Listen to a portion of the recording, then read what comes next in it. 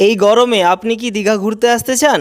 তাহলে আজ আমি আপনাদের একটি ভালো হোটেলের সন্ধান দেব, যেখানে আপনারা পাবেন সুইমিং পুল, কিং সাইজের বেড উইথ এসি, ভরপেট খাওয়া দাওয়া, সাথে ফটো ভিডিও সেলফি তোলার হোটেলের সামনে সুন্দর একটা গার্ডেন।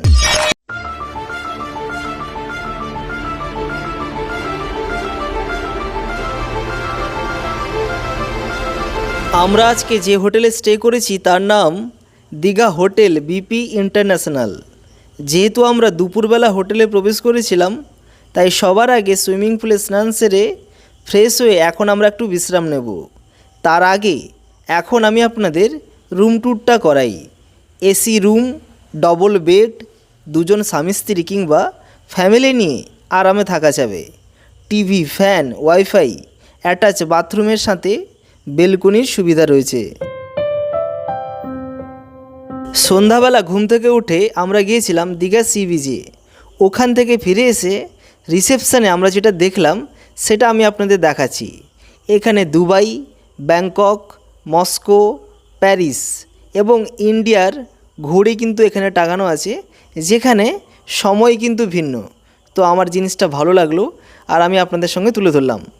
এখন আমি যে মানুষটার সঙ্গে কথা বলছি, জিনার জন্য আজকে আমরা এই দীঘা ট্রিপটা করাতে পারছি, ওনার নাম শান্তনু মিশ্র। জিনার কথা আমি আপনাদের পরে বলছি। তার আগে আমরা রাতের ডিনারটা সেরে নিই। রাতের ডিনারে কি রয়েছে সেটা তো আপনারা দেখতেই পাচ্ছেন। যেহেতু এটা বুফে সিস্টেম, সেই কারণে আমাদের প্রত্যেককেই কিন্তু নিচে বেড়ে খেতে হবে। বাকিদের খেতে অনেক সময় বাকি, কিন্তু আমাদের খিদে লেগেছিল, সেই কারণে আমরা আগে থেকে চলে এসেছি। পরিমাণ মতো ভাত নিয়ে, ডাল নিয়ে, এখানে আলু ভাজা, এখানে পটল আলুর একটা তরকারি, সাথে খাসির মাংস। হ্যাঁ, খাসির মাংস নিয়ে এখন আমরা খেতে বসে গেলাম। খাবারগুলো ছিল বেশ সুস্বাদু। আমার তো আবার লবণ ছাড়া হয় না। তো খাবার শেষে হাত ধুয়ে এখন আমরা আইসক্রিম খাচ্ছি। হ্যাঁ, ওনারা আমাদের বাটি করে আইসক্রিম দিলেন, কিন্তু হাতে খাওয়ার মজাই আলাদা। এখন আমরা লিফটে করে রুমে ফিরে এলাম।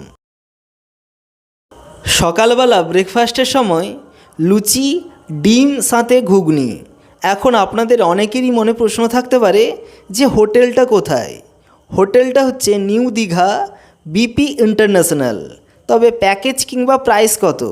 যেহেতু এটা আমাদের একটা ফ্রি ট্রিপ, সেই কারণে প্যাকেজ সম্পর্কে আমরা একেবারে অজ্ঞাত। তারপরেও আমরা এখানে স্টাফের সঙ্গে কথা বললাম, ওনারা বললেন ন্যায্য মূল্যে কিন্তু আপনারা এখানে হোটেল পেয়ে যাবেন। প্রত্যেকের ব্যবহার সত্যি প্রশংসনীয়। আমরা যতজনের সঙ্গে কথা বলেছি, ওনাদের ব্যবহার